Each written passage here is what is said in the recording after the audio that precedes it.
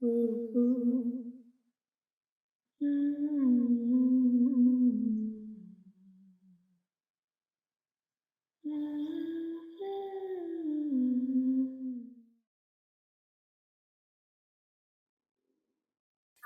avec soi-même, c'est faire l'amour avec la vie.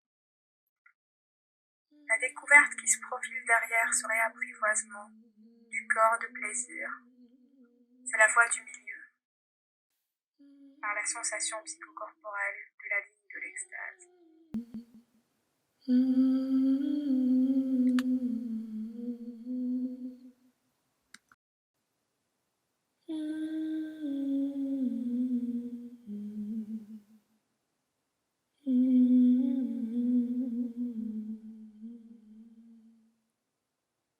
Et voilà que tout recommence. Je ne pense plus pouvoir tenir tous ces semblants. Je suis devenue lucide. Je vois ce que je ne devrais voir et bois ce que je préférais ne plus entendre. Puis tout s'arrête et plus rien n'a de sens. Je n'en veux plus. Non, je n'en veux plus de cigarettes, alors passe-moi ce verre de verre et coupe-moi les veines, maintenant. Regarde-moi dans les yeux et dis-moi ce que tu vois. Ne serait-ce pas ce petit enfant naïf qui croyait encore au bonheur? Je suis extrêmement désolée et confuse, et dire que j'étais pourtant sûre de ne plus savoir comment vivre, comment ressentir, comment comprendre tout simplement tous ces méfaits. Je ne comprends plus mes mots et je ne veux plus y croire, à vrai dire. Je suis juste perdue. Alors je pense, puis je repense à cette peur interne et immense. Et voilà que je pleure. Je m'étais tout simplement arrêtée dans la cage d'escalier, fixant mon regard sur cette matière sans aucune valeur, sur cette couleur abstraite et contrastée, une couleur qui me rappelle un temps de bonheur, une couleur qui me rappelle notre bonheur. Une couleur? Une couleur. Peut-être deux.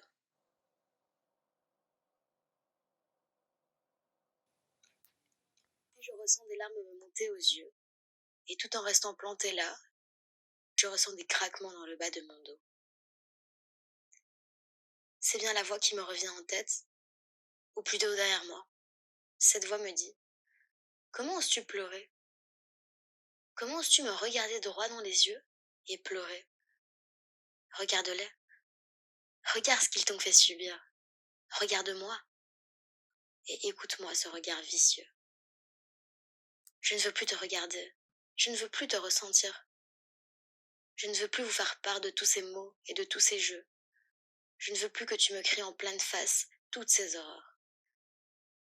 Je ne veux plus de mémoire insensée. Je ne veux que t'oublier. Je ne veux plus te regarder. Je ne veux plus être.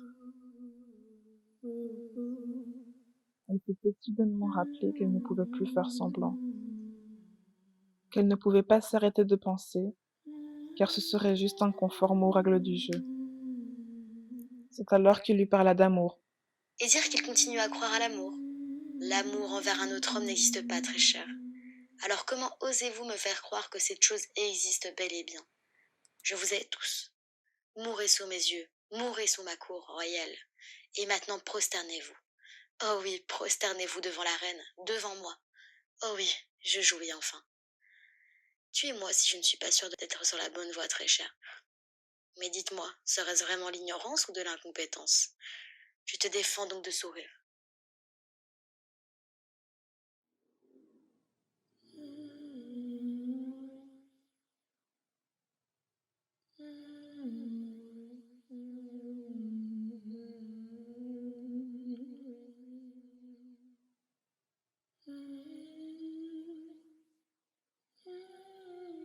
Nous sommes tous morts.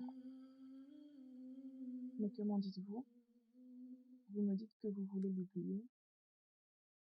Je pensais l'aimer. Je pensais pouvoir ressentir. Je pensais pouvoir revivre. Je pensais tout simplement aimer. Je pensais être quelqu'un. Vous le pensiez être quelqu'un? Oui, quelqu'un. Mais comment osez-vous me dire toutes ces vérités en face? Je vous le dis car quelqu'un m'a dit un jour que les souffrances que l'on a en commun sont plus fortes que les objets que nous avons en commun. Il suffit d'interagir avec un autre homme et vous gâcherez l'entièreté de votre journée, de votre vie. Ne lui attribuez aucun regard et surtout aucune pitié.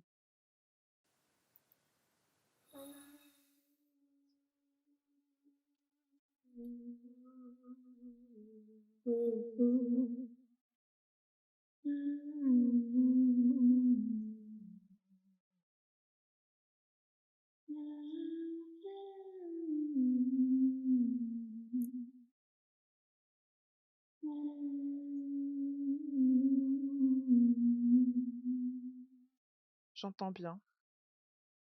N'oubliez pas que l'autre est associé à la couleur rouge, et vous êtes le vert.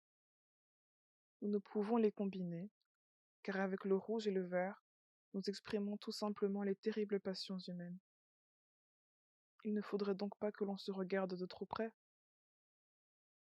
Oui, c'est bien cela.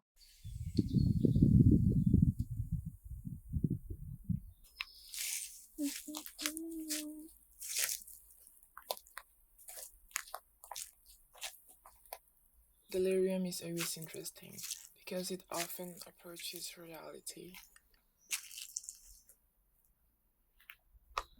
Delirium is always interesting because it often approaches reality.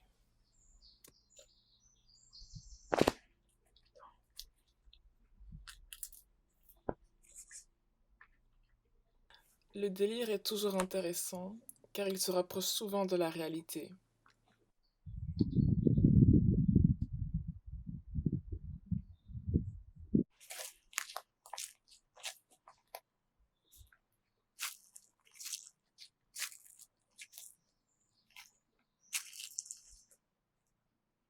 Ooh.